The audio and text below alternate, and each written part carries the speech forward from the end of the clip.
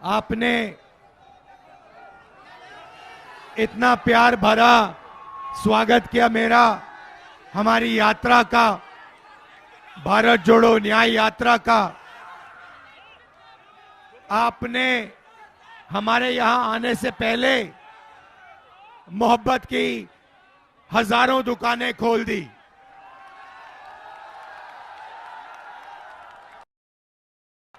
ये देश नफरत का देश नहीं है, ये देश मोहब्बत का, भाईचारे का, इज्जत का देश है। पिछले साल हमने भारत जोड़ो यात्रा कन्याकुमारी से कश्मीर तक की। 4000 किलोमीटर हम चले, समुद्र के तट से हम हिमालय तक, बर्फीले पहाड़ों तक हम चले, हिंदुस्तान को एक करने के लिए, नफरत को मिटाने के लिए, भाईचारे के लिए। बहुत सारे लोगों ने हमें कहा कि आपने एक यात्रा कन्याकुमारी से कश्मीर तक की, मगर आप उत्तर प्रदेश, बिहार, असम, ओडिशा, झारखंड, महाराष्ट्र, इन प्रदेशों में आप नहीं गए और आपको दूसरी यात्रा करनी चाहिए। इसीलिए हमने भारत जोड़ो न्याय यात्रा मणिपुर से लेकर महाराष्ट्र तक शुरू की और आज मैं आपके सामने लखनऊ में यहां हाजिर हूं।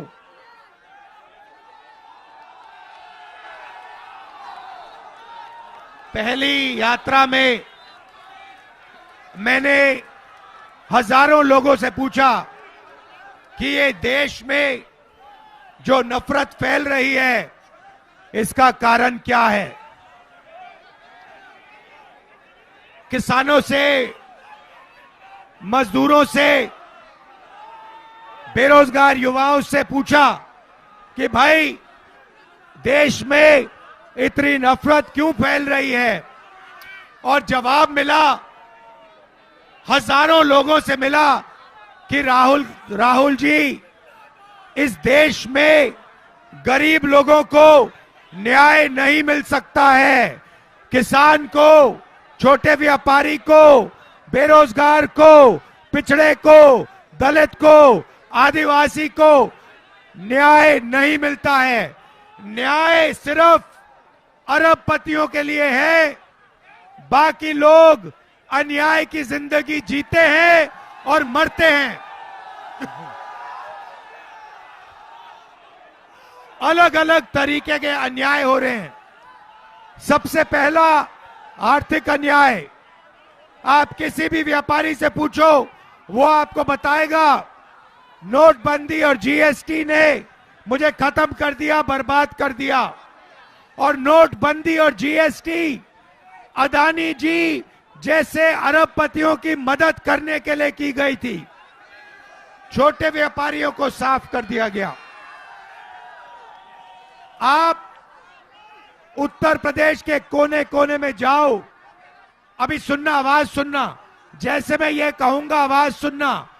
उत्तर प्रदेश के कोने कोने में जाओ और उत्तर प्रदेश के युवाओं से पूछो, भाई तुम्हारा पेपर लीक हुआ क्या?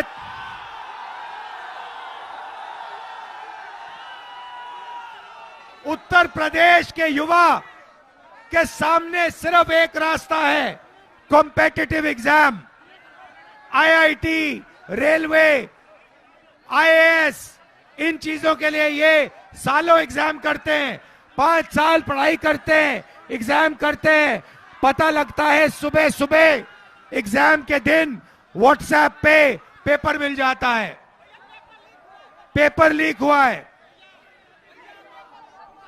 पेपर लीक हो जाता है, अमीर बच्चे बिना पढ़ाई किए 100% मार्क लेते हैं और गरीब बच्चे देखते रह जाते हैं, उनके लिए दरवाजा बंद हो जाता है। यह हुआ आर्थिक अन्याय। आज हिंदुस्तान का युवा चाहे भी रोजगार नहीं पा सकता। ये देखिए, ये मोबाइल फोन है, इसमें ये चाइना का फोन है। इस फोन को हिंदुस्तान के युवाओं ने नहीं बनाया। यहां पे ये फोन कोई अरबपति बेचता है, चाइना के युवाओं को इसका फायदा मिलता है और अरबपति के जेब में पैसा जाता है, हिंदुस्तान के युवा के जेब में 1 रुपया नहीं जाता। चाहे शर्ट हो, पैंट हो, टी शर्ट हो, मोबाइल फोन हो, टेलीविजन हो, हिंदुस्तान के युवा बना सकते हैं। मेड इन लखनऊ लिख सकते हैं, मेड इन इंडिया लिख सकते हैं, मगर यहां नहीं हो सकता। तो ये हुई आर्थिक अन्याय, सामाजिक अन्याय। देश में 50% पिछड़े, 8% आदिवासी, 15% दलित। आपकी इस देश में कोई जगह नहीं, कोई भागीदारी नहीं। आप कुछ भी करो, आपके लिए सब दरवाजे बंद। कॉर्पोरेट इंडिया का दरवाजा बंद, मीडिया में आपके कोई लोग नहीं, प्राइवेट अस्पताल आपके नहीं, प्राइवेट कॉलेज आपके नहीं। आपके लिए सिर्फ मजदूरी का रास्ता है। अग्निवीर योजना बनाई गई, पिछड़ों को, दलितों को, आदिवासियों को आर्मी से निकालने की योजना है। आपको पता लगेगा 4 साल बाद चुने हुए लोगों को लिया जाएगा और जो कमजोर गरीब घर के लोग हैं उनको आर्मी से निकाल दिया जाएगा। 4 में से 3 लोग बाहर कर दिए जाएंगे, 1 व्यक्ति को मिलेगा और 2 तरीके के शहीद बनाए जाएंगे हिंदुस्तान में। एक अग्निवीर वाला जिसको शहीद का दर्जा नहीं मिलेगा, वो शहीद होगा, उसको उठा के परे कर दिया जाएगा, और दूसरा शहीद जिसको शहीद का दर्ज मिलेगा। तो ये आर्थिक और सामाजिक अन्याय हो रहे हैं। भाइयों और बहनों, मैनिफेस्टो में हमने सबसे बड़ा क्रांतिकारी काम लिख दिया है। जैसे ही हमारी सरकार आएगी, देश में हम जाति जनगणना लागू कर देंगे। आपको पता लग जाएगा, दूध का दूध, पानी का पानी हो जाएगा। पिछड़ों को पता लग जाएगा आपके हाथ में कितना धन है, आपके लोग कितने हैं। दलितों को पता लग जाएगा आपके लोग कितने हैं, आपके हाथ में धन कितना है, आप कौन सी संस्थाओं में हो, कौन सी संस्थाओं में नहीं हो। आदिवासियों को पता लग जाएगा।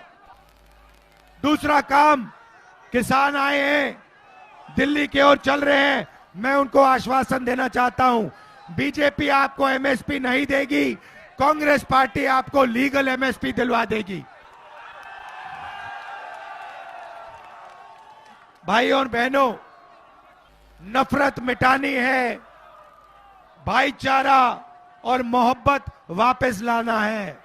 ये देश बिना भाईचारे के, बिना मोहब्बत के आगे नहीं बढ़ सकता है। ये देश मोहब्बत का देश है। आप सबको अपनी जिंदगी में, अपने घरों में, शहरों में, सड़कों पे नफरत को मिटाना है, मोहब्बत की दुकान खोलनी है। धन्यवाद। जय हिंद। न्याय का हक मिलने तक।